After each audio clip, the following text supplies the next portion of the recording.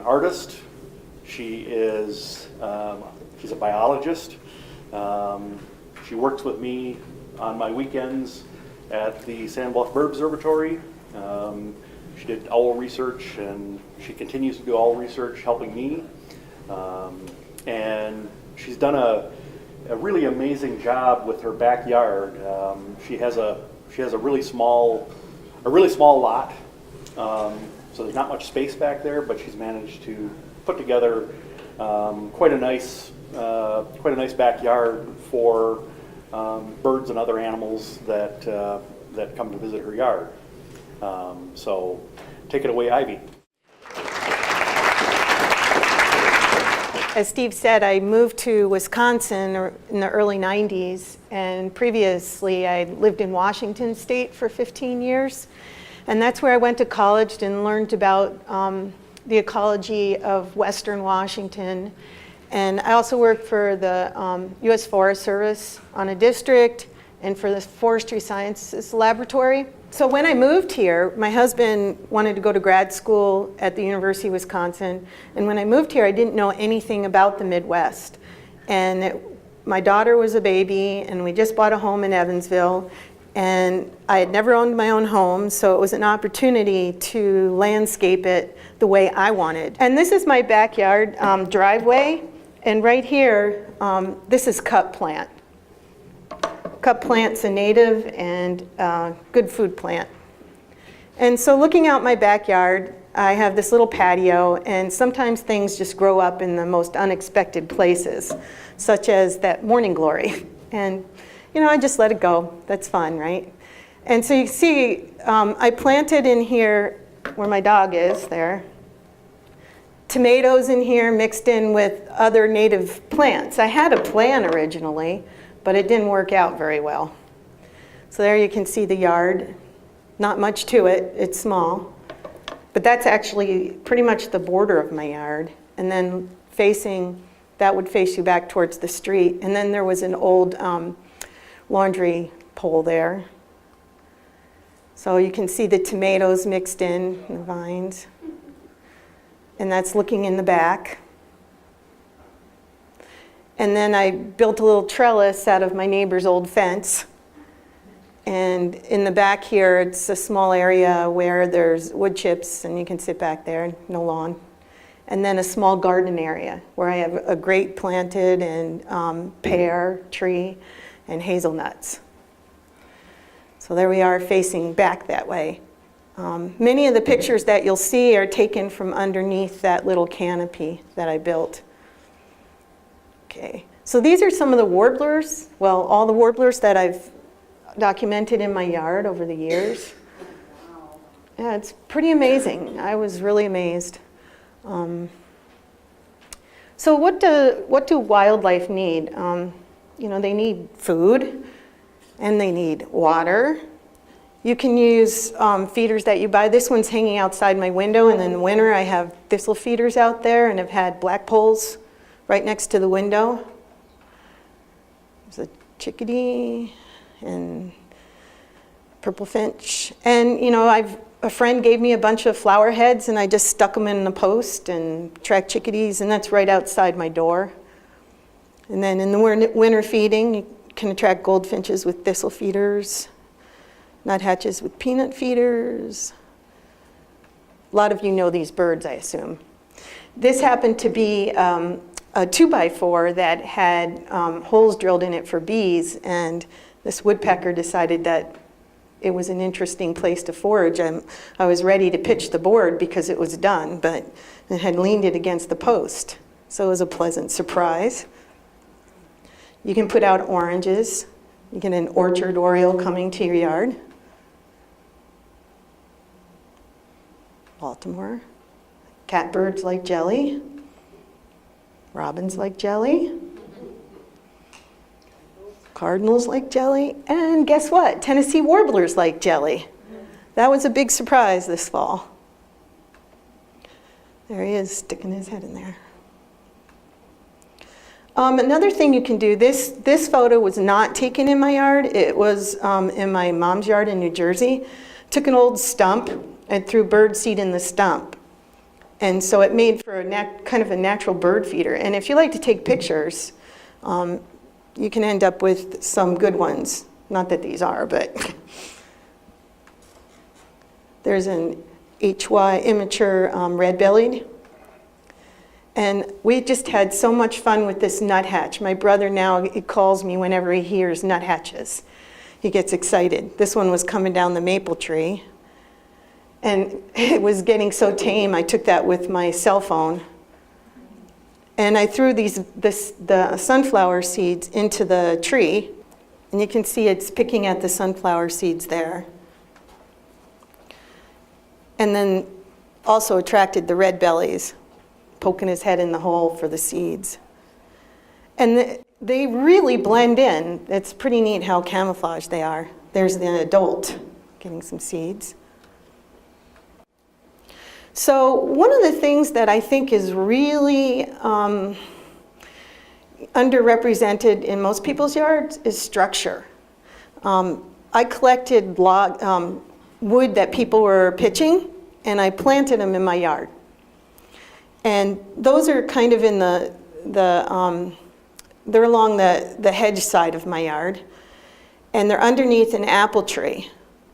And the structure and cover provides places for birds to hide and look for food. It's common yellowthroat. And they really blend in. It gives them a lot of camouflage. This is an Hatchier goldfinch. I don't know if people can see it there, but it just blends in. And have you found the bird yet? So you notice how the dead leaves protect this bird. There it is, a young dove. And there's a young catbird peeking out of my elderberries. And they need cover because around the yard are Cooper's hawks. And this is one that was in my front yard. And sometimes the stumps are used for eating their prey. And this Cooper's has a house sparrow. It's eating in a stump in my backyard. It's a plucking post for a raptor. Or the same stump is being used by this house wren to probe for insects as it rots. Or it's using it, a stump to sun on and preen and maybe take a nap.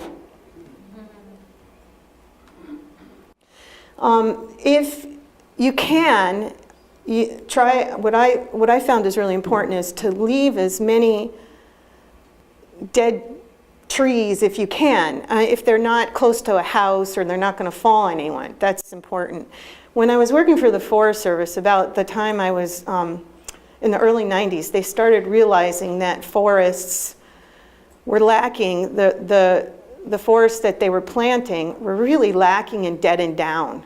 And they were looking more towards structure, and it was called new forestry. And my backyard is that on a really small scale.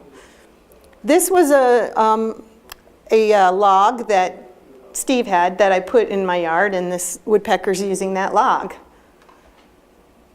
And this is my hedge, which is now turned into more of a wild hedgerow than a privet hedge anymore. And this hairy woodpecker, there was another hairy woodpecker that it was dueling with, another male. The posture is more of an aggressive posture. But if you notice, there was also a native grapevine growing up in this hedge. And the birds really like that grapevine. They look for insects in it. And in the older branches, it collects dirt and debris. And so the insects really like it in there. And this one, I ended up putting grapevines on the old laundry pole. And this young woodpecker, this young downy, liked that. And that's that log, and he probably felt a little secure in there, so did this wren. And of course, we have to look out for cats. I try to keep them out of my yard, not always successful. So around my pond, I put in this branch. And this branch has three poles that stick up, and a lot of the birds use this. And they look around to make sure things are safe before they come down to the pond. They also use it to just hop between different locations, the hedge or a tree. This catbird was using it. It would fly in with nesting material and then land on that post, look around, and then fly on. It's the downy using it. Lots of birds like that. House finch. Cardinals looking down at the pond, the fountain. House wren.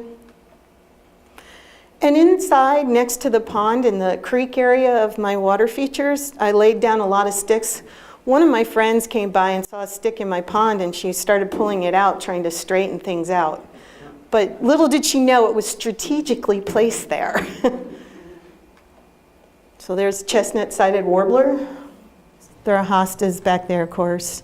Inside, I ended up having a lot of jewelweed that grew up this year, I think because it was really moist. And as it died back, the jewelweed provided places for birds to perch and hawk insects from. There's a Blackburnian warbler. And it's picking at leaves in there. You can see the leaves. So these dead leaves and dead twigs, all those light brown things are the remnants of the jewelweed. There's a red start using the sticks. And there's our Lincoln sparrow hiding again, hiding in the hosta. Magnolia warbler coming down to my fountain. Behind the fountain, I put in high bush cranberry. And just, sometimes you can be disappointed when things die back. My high bush cranberry, I think, got a stem borer and died back, but then it came back again.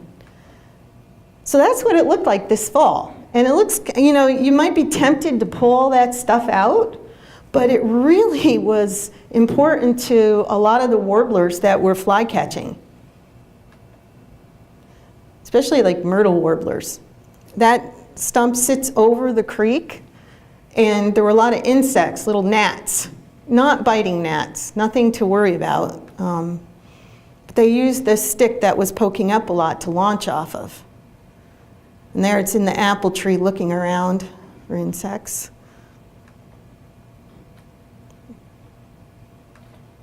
It's a little microhabitat.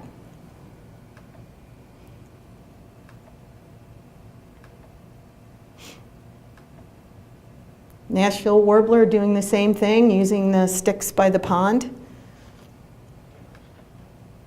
And a northern parula.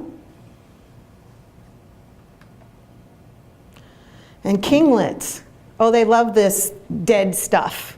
And they love picking at leaves and exploring under debris. There it is again. I really had a lot of Tennessee warblers in my yard this year. They just loved it. They also, as the flowers died back, they were hawking a lot of insects too and gleaning them. So a lot of people like to clean up their garden right away. I wait a while, but this goldfinch, young goldfinch, was waiting to get access to a feeder. And out in my front yard, you'll never believe this, there were kestrels nesting down the street from me in a church. And so I had kestrels sitting in the tree in the front yard, and they would often perch on this dead branch in the maple and beg. This is not my backyard, this is the church down the street. And here are the babies. Only one has come out of the hole yet. And so the other thing wildlife really needs is water.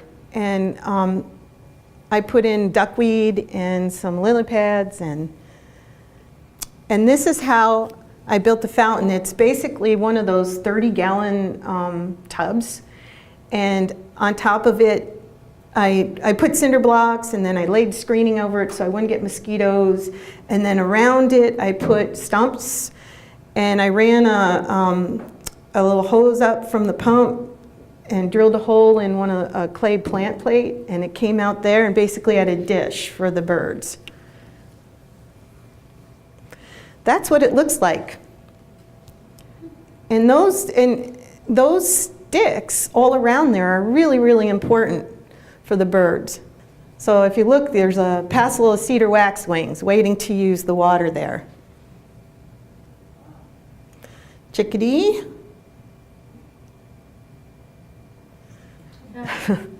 They're pretty cute. They love water.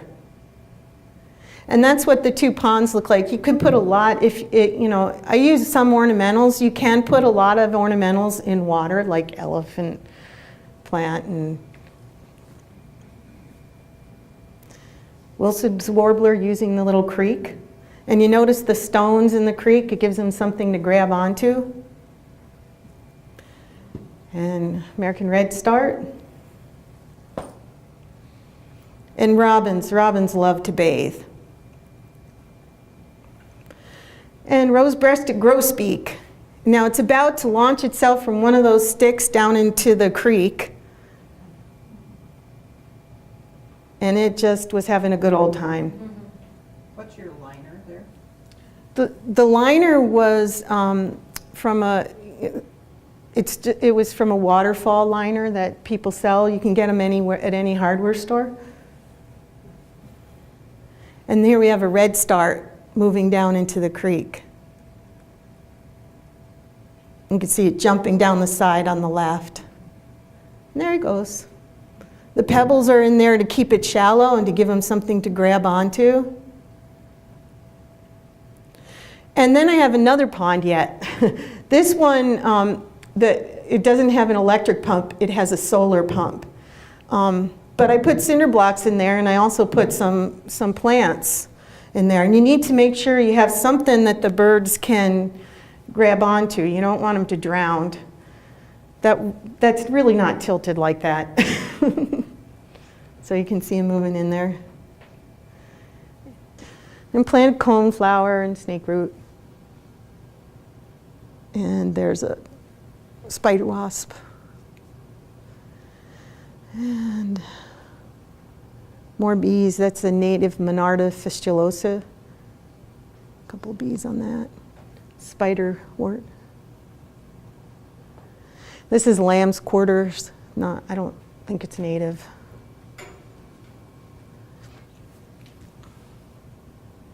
A lot of diversity when you have syrphid fly. These are the spring bees that I mentioned on the bulbs that I planted out front. Gave them something to start off with. This is Agastacia, and this is an amazing plant, attracts butterflies. When I was at my mother-in-law's house in Omaha, I counted 7 painted ladies on one plant. And skipper on the Agastacia. Hummingbirds like it.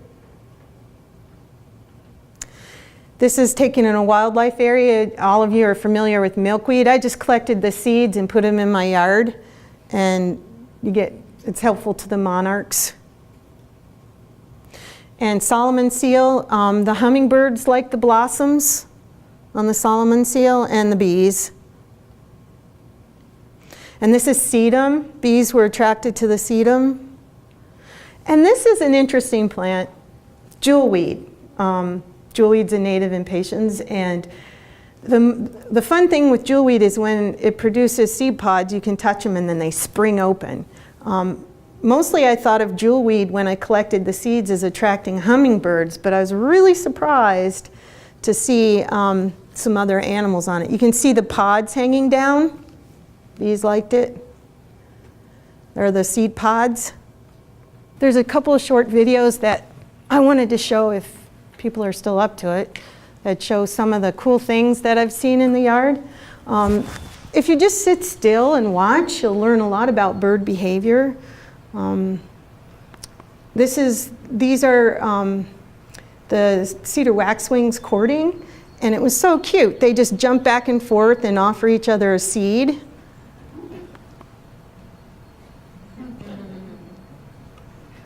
The first time I saw this was in my high bush cranberry. So they never eat the seeds? No, they just pass it back and forth. I don't know if somebody eventually eats it, but they pass it back and forth. And it's like, this must be courtship. So then I read about it and I went, oh, okay. Just wanted to give you an idea. This is a Blackburnian, and it gives you an idea of how the birds use the wood that's placed around the fountain there. And for those of you who like warblers, I mean, those Tennessees are really feisty. They fought a lot amongst each other. A lot of white flies around there, and I think a lot of birds were hawking the insects around the pond, and especially the myrtle warblers. They were, they take baths and everything, but a lot of times they were just catching insects. Or they would bathe and then they'd see an insect and fly off and catch it.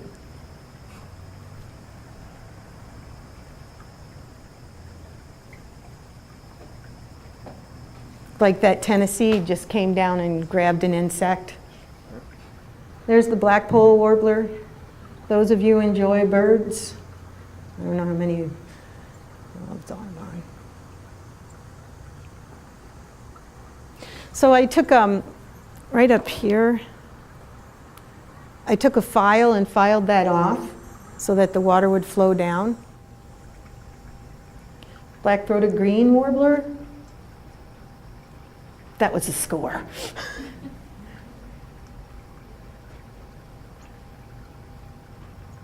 And here's a Nashville using the creek that I have. Do you see how it moves down on the sticks and everything like that? And What camera do you use? oh, just a point and shoot. Nikon.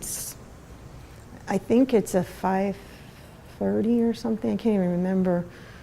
You see all the gnats? There's a northern parula.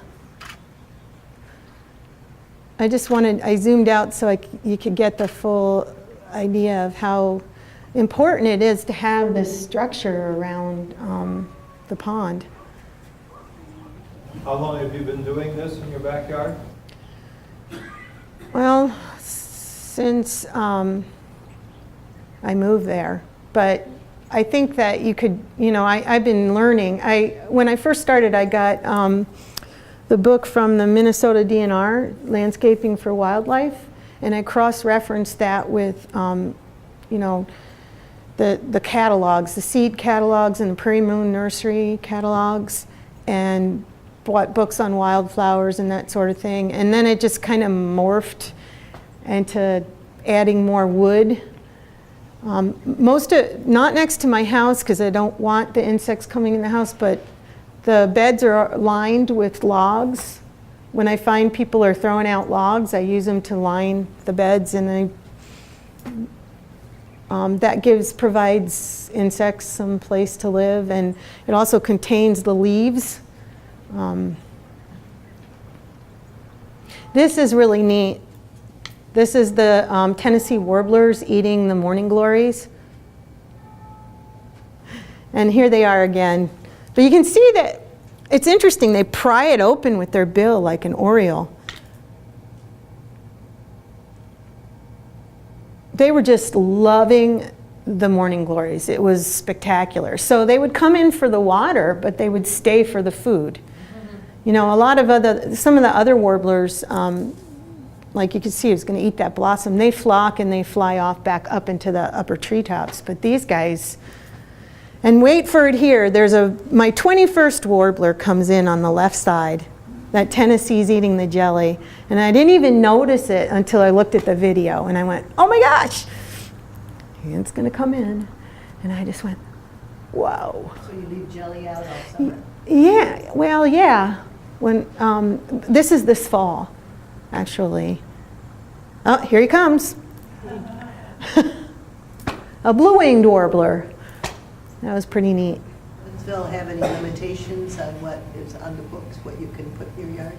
Not that I know of. I never asked. My front yard is pretty much,